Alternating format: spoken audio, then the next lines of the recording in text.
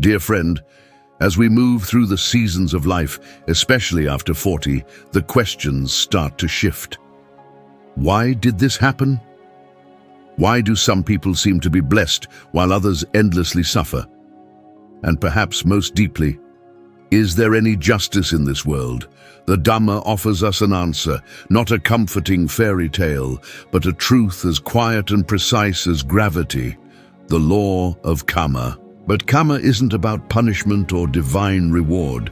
It's the unfolding of moral cause and effect, subtle yet profound. And when we understand its four functions, it's like learning to read the weather of our lives. With this understanding, we can live with more peace, clarity, and compassion. Let's explore these four currents together. 1. Janaka Kamma, the seed that begins it all. This is the Kamma that gives birth, not just to our bodies, but to our beginnings. The life you're living, your family, your temperament, they didn't appear from nowhere. They're the flowering of intentions planted long ago. The story of Siran was a humble craftsman from a quiet, dusty village. He didn't own much, but what he had, he gave. He kept his word. He lit oil lamps at the monastery when no one was watching. He spoke gently to stray dogs and shared extra rice with hungry children. When Siran died, he did so with a calm breath and a heart free of regret. He was born again, this time into a land of safety, freedom, and living Dhamma. He didn't grow up knowing the word Buddha, but somehow he meditated under trees on his own. He didn't learn compassion, it simply bloomed within him. This is Janaka Kamma, the force that carries the momentum of our past goodness into a new beginning. 2. Upatthambhaka Kamma, the gentle hand that holds you. If Janaka Kamma is the seed, Upatthambhaka Kamma is the sunlight and rain that help it grow. The story of Aranya. Aranya was born strong and calm. His body rarely fell ill. His mind stayed clear, even in old age. He didn't chase after health. It was simply with him.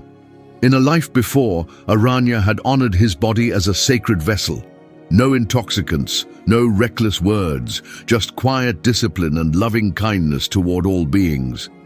He meditated not to impress anyone, but to understand himself. Now, even as age crept in, his mind remained steady, his breath untroubled. That's not mere luck. That's the sustaining power of past good Kamma, silently walking beside him. 3. Upapīḍaka Kamma, the shadow that follows brightness. Sometimes we see someone born into comfort and privilege, and yet they struggle. Why? The story of Ravi. Ravi had everything. A loving family, elite education, endless opportunities. But no matter how hard he tried, life kept unraveling. Failed ventures, broken relationships, persistent anxiety. To others, it looked like bad luck, but in truth, it was Upapīḍaka Kamma, the obstructive force. In a past life, Ravi had misused his power, hurt others for gain, and turned away from suffering. Those choices didn't just vanish, they waited. Now they've ripened, not to punish, but to rebalance. Not to ruin him, but to awaken something deeper. 4. Upaghātaka Kamma, the sudden storm. This is the most powerful kind of Kamma. It can override all the rest, like a sudden storm that fells even the strongest tree. The story of Rayan was admired by all.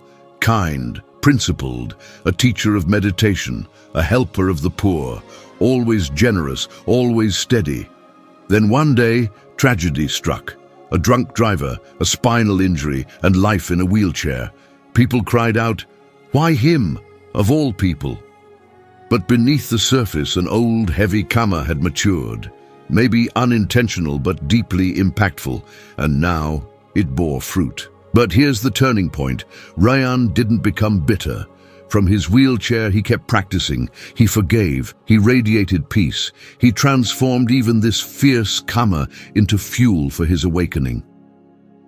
Living with Kamma in your heart. So, how should we live knowing this? Not with fear, not with guilt, but with wise intention. Because karma is not what happens to us, it's what we plant. Here's how to plant wisely. Live mindfully. Watch your thoughts, words, and deeds. Let kindness soak through them all. Keep the precepts. These aren't rules. They're life's seatbelt, protecting you and those around you. Practice generosity. Give without fanfare. Not just money, but your time, your patience, your gentle presence. Embrace difficulty with dignity. When hardships arise, see them as old seeds blooming. Don't resist, meet them with compassion and clarity. Meditate regularly. Stillness isn't escape, it's where old karma burns away and new clarity is born. Closing reflection. Karma teaches us a humbling truth. We are the authors of our own story. You are not trapped by your past, nor are you helpless now. Every thought, every choice is a brushstroke on the canvas of your next becoming. And always remember, a wise gardener does not curse the thorns. He learns to plant roses. May your life be rich with seeds of peace, rooted in wisdom and blossoming with freedom.